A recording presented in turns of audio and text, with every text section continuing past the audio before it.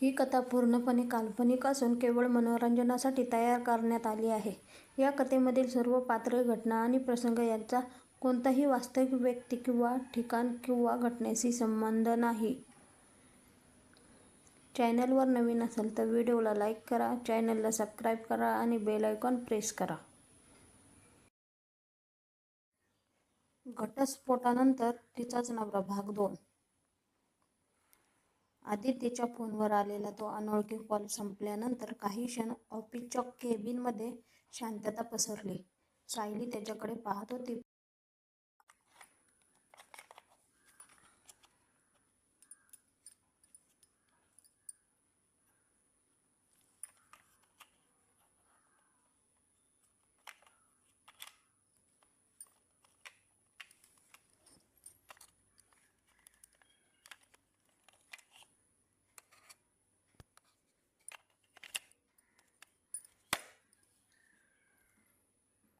पण यावेळी तिच्या नजरेत रागापेक्षा प्रश्न होते. आदित्यने फोन टेबलावर ठेवला आणि खुर्चीत बसत म्हणाला, सायली, मला माहिती आहे की तुला माझ्यावर विश्वास ठेवणं कठीण आहे. पण आजपासून तुझ्या आयुष्यात जे काही घडेल त्यापासून तुला एकटं ठेवणार नाही.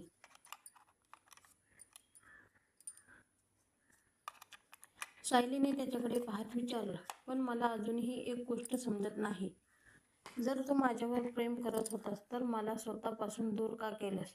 आदित्य काही क्षण गप्प राहिला. त्याच्या डोळ्यात जुन्या वेदना स्पष्ट दिसत होत्या. शेवटी त्याने फाईलमधून एक जुना फोटो बाहेर काढला. त्या फोटोमध्ये त्याच्या लग्नाच्या दिवसाचा क्षण होता. दोघांच्या चेहऱ्यावरचं ते निरागस हास्य पाहून सायलीच्या डोळ्यात नकळत पाणी आलं. आदित्य म्हणाला, कारण मला वाटलं होतं की माझ्यापासून दूर गेलीस तर तू सुरक्षित राहशील. पण मी तुझं मन तोडलं आणि त्याची शिक्षा मी आजपर्यंत भोगतोय.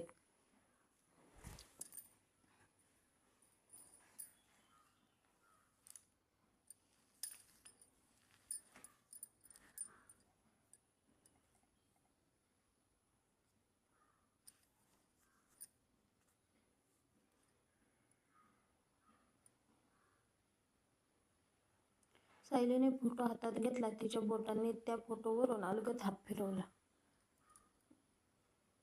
इतक्या वर्षांनंतरही त्या आठवणी ताज्याच होत्या. लग्नानंतरचा पहिला पाऊस, दोघांनी एकत्र केलेला पहिला प्रवास, रात्री उशिरापर्यंत केलेल्या गप्पा आणि मग अचानक त्यांच्या नात्यात निर्माण झालेला दुरावा. तिने डोळे पुसले आणि म्हणाली, मला वाटलं होतं की तुला माझ्यावर प्रेमच नव्हतं. आदित्यने तिच्याकडे पाहून शांतपणे उत्तर दिलं, प्रेम नव्हतं म्हणून नाही, प्रेम खूप होतं म्हणून तुला दूर केलं. हे वाक्य ऐकून सायली काही क्षण निशब्द झाली. तिच्या मनात दडवून ठेवलेल्या भावना पुन्हा जाग्या झाल्या. पण यावेळी तिने स्वतःला सावरलं.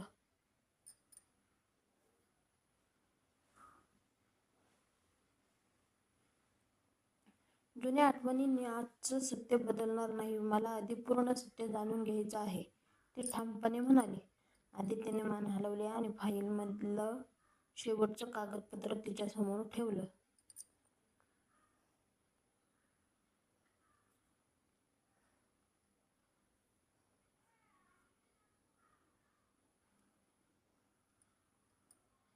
त्यावर एका व्यक्तीचं नाव आणि काही जुन्या व्यवहारांची माहिती होती. सायलीने ते नाव वाचताच तिच्या चेहऱ्यावर आश्चर्य उमटलं. हा तर माझ्या बाबांचा जुना व्यावसायिक मित्र आहे, ती म्हणाली.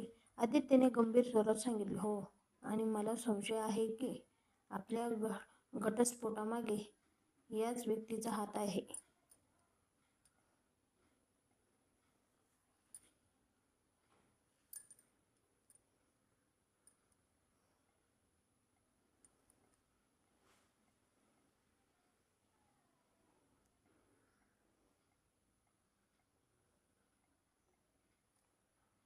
सायलीला काहीच सुचेनासं झालं. इतकी वर्षे ती ज्या व्यक्तीला आपल्या आयुष्यातील सर्वात मोठी चूक समजत होती, तो कदाचित तिचं रक्षण करण्यासाठी तिच्यापासून दूर गेला होता. पण मग एक प्रश्न अजूनही अनुत्तरित होता. आदित्यने हे सत्य इतकी वर्ष का लपवलं? सायलीने आदित्यकडे पाहिलं. तू मला आज हे सगळं सांगतोयस, पण मला एक वचन दे, आदित्यने विचारलं. कसलं? सायलीच्या डोळ्यात पाणी होतं, पण आवाज ठाम होता. पुन्हा कधीही माझ्यासाठी स्वतः घेऊ नकोस. माझ्या आयुष्याबद्दल काय योग्य आणि काय अयोग्य हे ठरवण्याचा अधिकार मलाही नाही.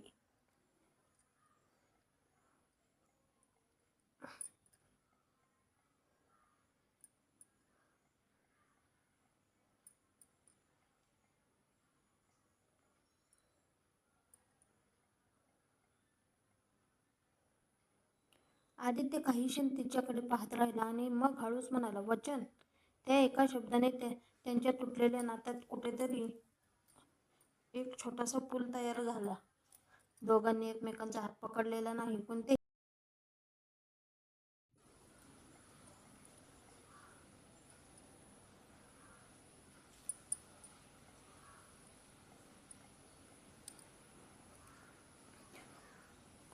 कोणताही मोठा निर्णय घेतला नाही. पण त्यांच्या नजरेत पहिल्यांदाच जुन्या प्रेमासोबत नवीन विश्वासाची सुरुवात दिसत होती. तेवढ्यात सायलीच्या फोनवर पुन्हा एक मेसेज आला. यावेळी संदेश छोटा होता.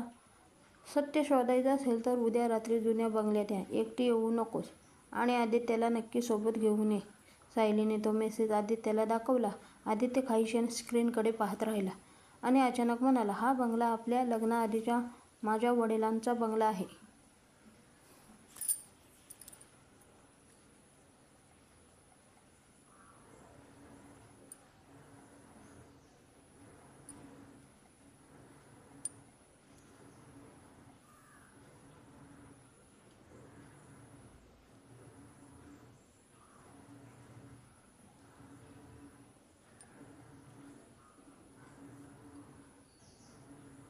तिथे गेल्या 15 वर्षात कोणीही गेलेलं नाही. सायलीच्या मनात पुन्हा एक प्रश्न निर्माण झाला. मग तिथे त्यांना बोलावणारा कोण होता? आणि सर्वात मोठं रहस्य, त्यांच्या घटस्फोटाचं खरं कारण त्या जुन्या बंगल्यात लपवलेलं होतं का?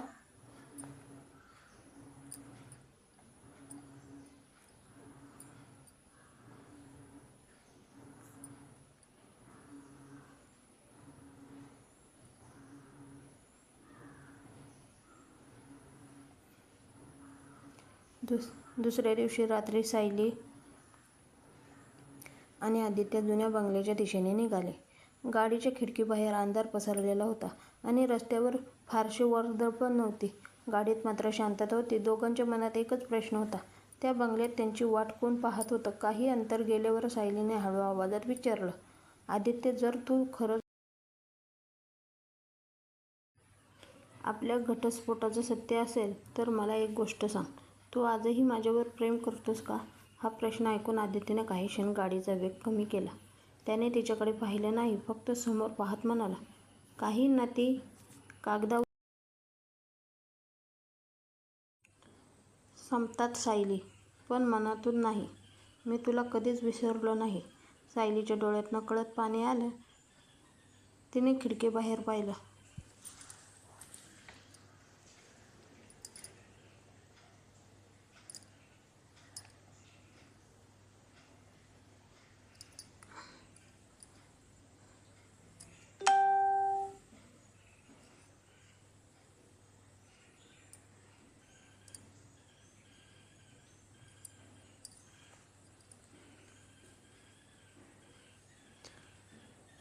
कारण त्याला तिच्या डोळ्यातलं प्रेम दिसू नये असं तिला वाटत होतं.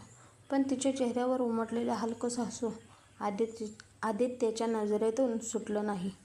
त्याच क्षणी त्याच्यामध्ये वर्षानुवर्षे साचलेला दुरावा जणू थोडासा कमी झाला. जुना बंगला दिसताच दोघे गाडीतून उतरले. बंगल्याच्या आजूबाजूला उंच झाडं होती आणि वाऱ्यामुळे त्यांच्या पानांचा आवाज वातावरण आणखी गूढ करत होता. सायलीने आदित्यच्या जवळ येत त्याचा हात घट्ट पकडला. मला भीती वाटतेय, ती हळू म्हणाली. आदित्यने तिच्याकडे पाहून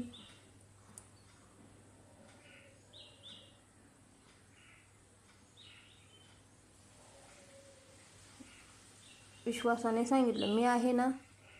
या 3 शब्दाने सायलीला अचानक सुरक्षित वाटलं. दोघे आत गेले. मुख्य दरवाजा उघडताच धुळीचा वास आणि जुन्या आठवणींचं वातावरण त्यांना जाणवलं.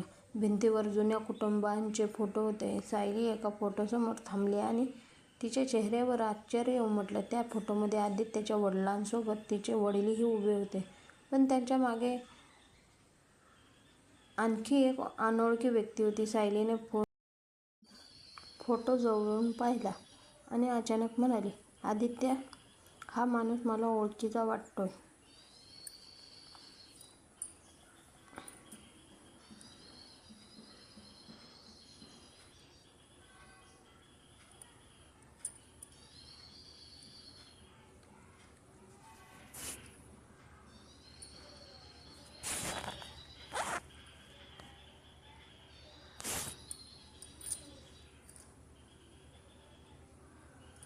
आदित्यने फोटो हातात घेतला. त्याने काही क्षण त्या व्यक्तीकडे पाहिला आणि अचानक त्याच्या चेहऱ्यावर ताण आला. हा तोच माणूस आहे ज्याचं नाव त्या फाईलमध्ये होतं. दोघांनी एकमेकांकडे पाहिलं. म्हणजे हा सगळा संबंध त्याच्या कुटुंबापासूनच सुरू झाला होता. तेवढ्यात बंगल्याच्या वरच्या मजल्यावरून हलका आवाज आला. जणू कुणीतरी खोलीचा दरवाजा बंद केला होता. आदित्यने सायलीला मागे राहण्यास सांगितलं आणि सावधपणे जिन्याकडे जाऊ लागला.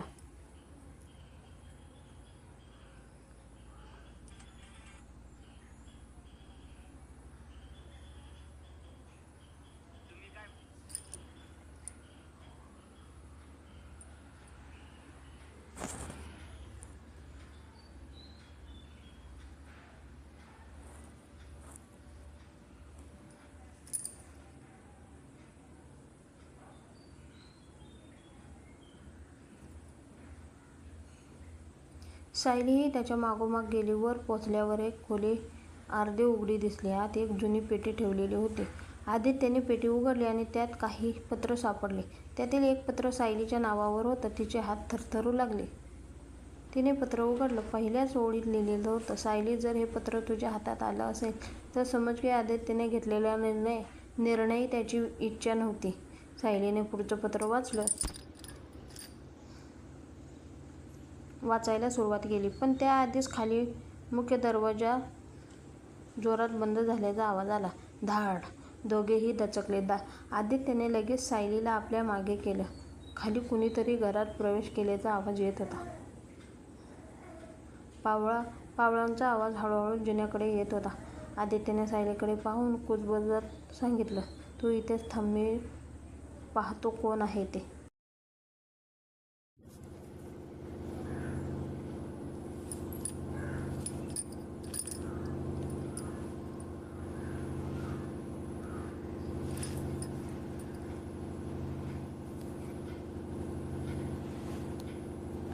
पण सायलीने त्याचा हात सोडला नाही.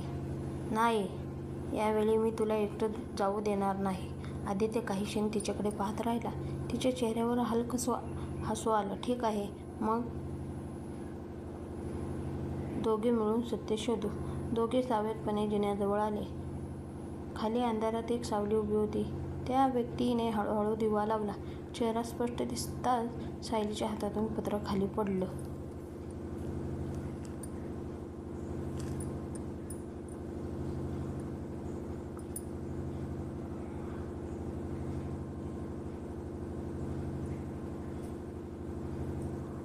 काय बाबा? समोर तिचे वडील उभे होते. सायलीच्या डोळ्यात अश्रू आले. बाबा, तुम्ही इथे? पण तिचे वडील काहीच बोलले नाहीत. त्यांनी आदित्यकडे पाहिलं आणि गंभीर आवाजात फक्त एवढंच म्हणाले, आदित्य, आता वेळ आली आहे.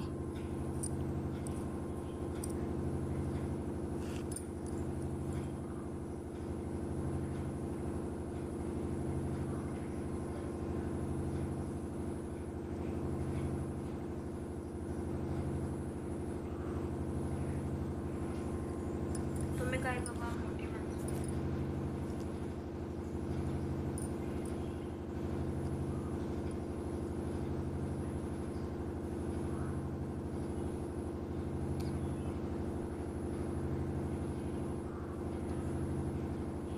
तिला आपल्या घटस्फोटाचं खरं कारण सांग. सायली स्तब्ध झाली. कारण तिला पहिल्यांदाच जाणवलं होतं, या सगळ्या गोष्टीमागचं सर्वात मोठं रहस्य तिच्या स्वतःच्या घरात लपलेलं होतं. सायलीच्या तोंडून बाबा, तुम्ही इथे शब्द बाहेर पडताच खोलीत पुन्हा एकदा शांतता पसरली. तिचे वडील मात्र काही क्षण तिच्याकडे पाहत राहिले.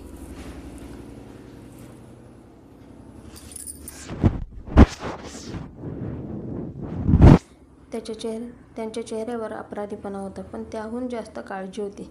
त्याने हळूहळू पुढे येत सायलीच्या हातातलं पत्र उचललं आणि म्हणाले, हे पत्र तुला आज मिळणं गरजेचं होतं, पण काही सत्य अशी असतात जी सांगण्यासाठी योग्य वेळ येईपर्यंत थांबावं लागतं.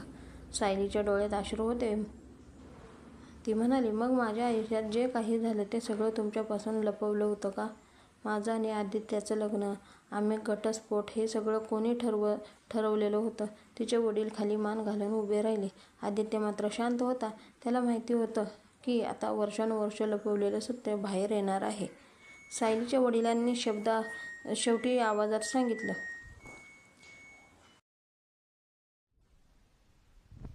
तुमचा घटस्फोट माझा निर्णय होता, पण त्यावेळी मी थांबवू शकलो नाही, कारण तुझ्या जीवाला धोका होता. सायलीच्या चेहऱ्यावर आश्चर्य उमटलं. माझ्या जीवाला धोका, पण का?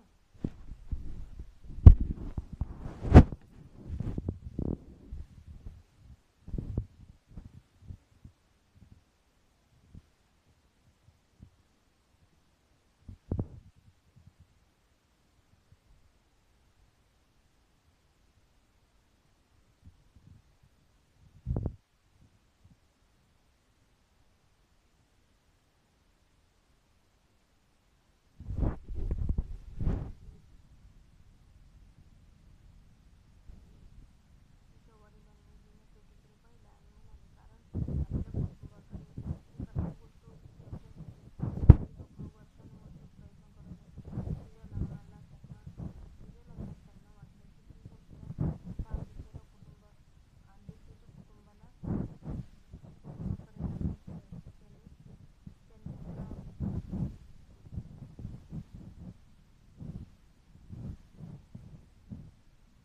काय केलं असतं तर आधीच त्याला याची माहिती मिळाली आणि त्याने तुझ्याबद्दल खूप निर्णय घेतला. पण मी तुला सत्य सांगितलं असतं तर तू त्याच्यापासून दूर राहिली असती, म्हणून मला सगळं गुपित ठेवायला लागलं. सायलीने आदित्यकडे पाहिले. तिच्या डोळ्यात राग, वेदना आणि प्रेम, सुख आणि भावना एकत्र होत्या.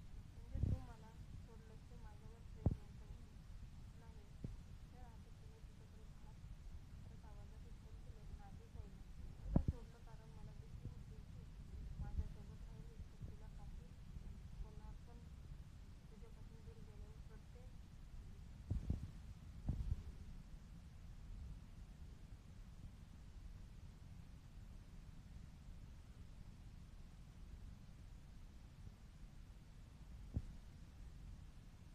माझ्यासाठी शिक्षा होती. सायली काही क्षण काहीच बोलली नाही. तिच्या डोळ्यातून अश्रू खाली आले. चेहरा वळवला, पण आदित्य तिच्याजवळ आला नाही. त्याला तिच्या मनातलं सगळं समजायचं होतं. इतकी वर्ष तिने त्याला प्रेम दिलं होतं, आता अचानक समोर आलं सत्यामुळं तिचं संपूर्ण जगच बदललं. हो, काही क्षणांनी तिने डोळे पुसले आणि म्हणाली, मला अजूनही माझ्यावर पूर्ण विश्वास ठेवता येईल का नाही हे मला माहीतच नाही, पण आज पहिल्यांदा मला वाटतंय की कदाचित आपलं नातं खरंच संपलं नव्हतं. आदित्यच्या डोळ्यातही भावना दाटून आल्या होत्या. त्याने फक्त एवढंच म्हटलं, तुझ्याकडून लगेच काहीही मागत नाही, मला पुन्हा एकदा सत्य सिद्ध करण्याची तयारी देऊ दे. सायलीने उत्तर दिलं नाही, परंतु तिच्या नजरेतला कठोरपणा थोडा जरा कमी झाला होता.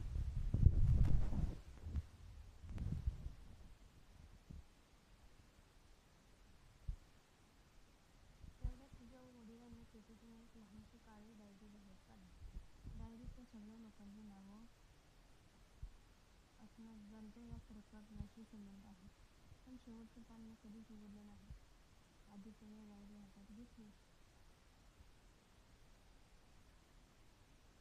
त्याने शेवटचं पान उघडलं आणि तिथे एक नाव पाहून पूर्णपणे स्तब्ध झाला. सायलीने विचारलं, कोणाचं नाव आहे? आदित्य काहीच बोलला नव्हता. तिच्या वडिलांनी त्याच्या हातात डायरी घेतली. नाव पाहताच त्यांच्या चेहऱ्यावरही धक्का उमटला. हे नाव होतं सायलीच्या आईचं. सायलीला काहीच समजेनासं झालं.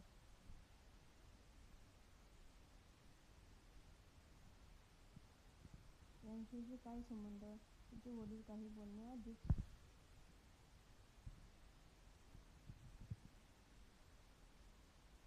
पुन्हा दरवाजा जोरात वाजला. धाक धाक धाक. आदित्यने लगेच दिवा बंद केला आणि तिघेही अंधाऱ्या खोलीत लपून राहिले. बाहेरून एक अनोळखी व्यक्तीचा आवाज आला.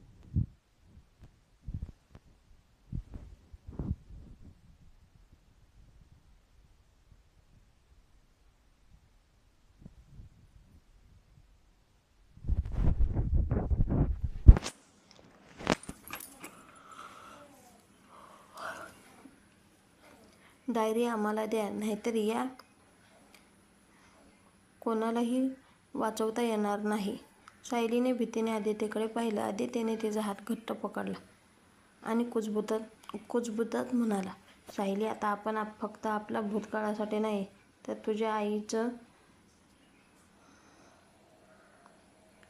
सत्य शोधण्यासाठीही लढणार आहोत. आणि त्या रात्री त्यांच्या तुटलेल्या नात्यात एक नवीन सुरुवात मिळाली. पण त्याच वेळी त्यांच्या आयुष्यातलं सगळ्यात मोठं रहस्य दाराबाहेर उभं होतं.